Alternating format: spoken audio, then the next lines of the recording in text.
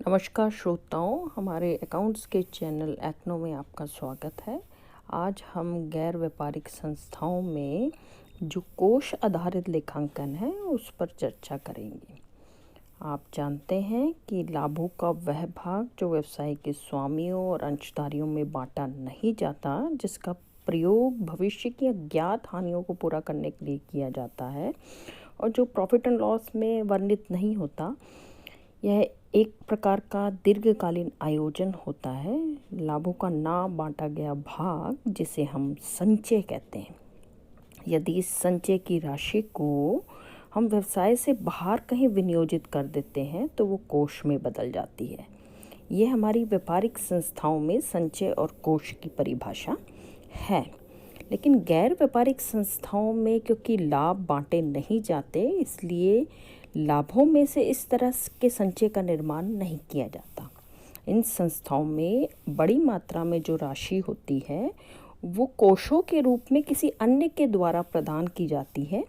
कुछ कोष तो सामान्य उद्देश्यों के लिए प्रयोग करने के लिए दिए जाते हैं और कुछ कोष विशेष उद्देश्य के लिए प्रयोग करने के लिए दिए जाते हैं। तो देखिए, संस्था के बाहर वाले व्यक्ति इस तरह का कोष गैर व्यापारिक संस्थाओं को चलाने के लिए देते हैं। इसलिए यहाँ पर कोष अन्य लोगों द्वारा प्रदान की गई बड़ी मात्रा में राशि होती है। गैर व्यापारिक संस्थाओं में यह कोष दो तरह के लेखांकन विधि को दिखाते हैं। एक होता है कोष आधारित लेखांकन विधि, जिसे फंड बेस्ड अकाउंटिंग के नाम से जानते हैं, और दूसरी है गैर कोष आधारित लेखांकन विधि। कोष आधारित लेखांकन विधि में हम अंशदान देने वालों की उपेक्षाओं को पूरा करने के लिए एक विशेष कोष का निर्माण करते हैं, जैसे building fund, prize fund, charity fund etcetera. कोष आधारित लेखांकन में हम लेखांकन की एक ऐसी तकनीक है जिसमें एक सेट का निर्माण करते हैं और इसे हम बैलेंस शीट की लायबिलिटीज़ में जिस विशेष कार्य के लिए इस कोष स्थापित किया गया है उस रूप में दिखाते हैं और इससे संबंधित इसकी आरंभिक शेष, इसकी आय व्यय, दान, इन सब को इस सेट में दिखाया जाता है।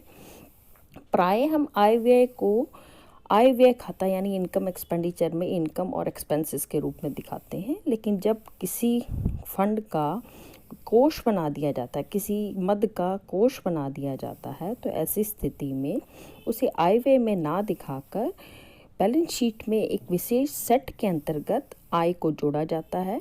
उससे कोई आय दान प्राप्त हो रहा है तो उसे भी जोड़ा जाता है और कोई व्यय या किसी तरह का खर्चा किया जाता है उसे निकाल दिया जाता है और शेष राशि को बैलेंस शीट में उस विशेष मद के अंतर्गत दिखाया जाता है। इस कोष आधारित लेखांकन के विशेषताएं क्या हैं?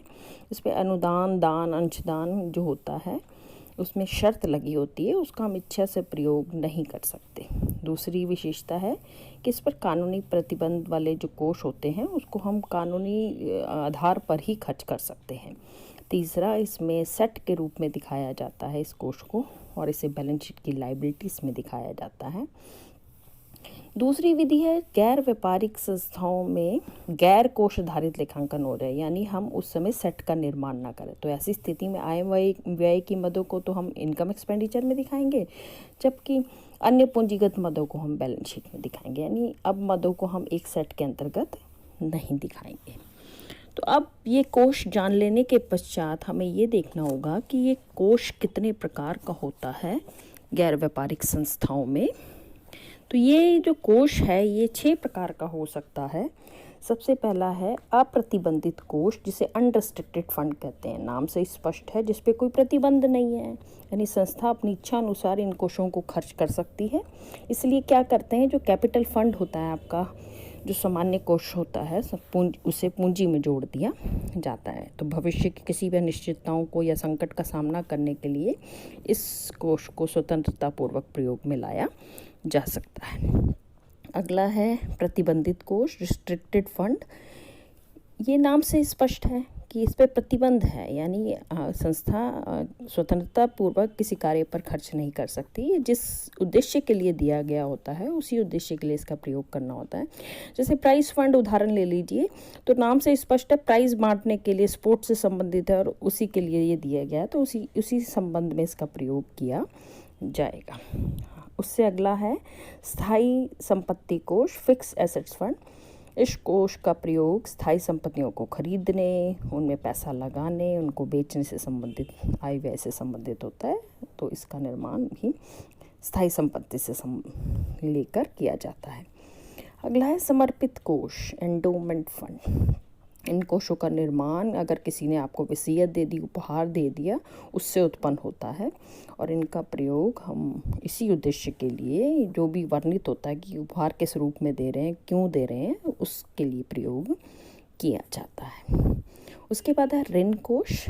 इस कोष का प्रयोग फर्म जो है अपने सदस्यों को, जो भी संस्था से सदस्य बने गैर व्यापारिक संस्थाओं के, उनको ऋण देने के लिए किया जाता है। वार्षिकी कोष, जिसे एन्युटी फंड के नाम से भी जाना जाता है, तो यहाँ पर अंशधारियों को या सदस्यों के लाभ प्राप्त करने वाले जो भी अधिकारी हैं उनको वार्षिक राशि देने के लिए किया जाता है। प्रत्येक के अंशदान से ये उत्पन्न होता है। तो इस तरह से ये 6 कोषों का वर्णन किया है। संबंधी धारणा आपको आसानी से समझ में आ गई होगी। बने रहिए एक्नो पर और इस तरह की जानकारी से जुड़े रहिए। इसे शेयर, लाइक और सब्सक्राइब करना मत भूलिए। बिजनेस स्टडी के लिए नित्य दर्शन से भी जुड़िए। धन्यवाद।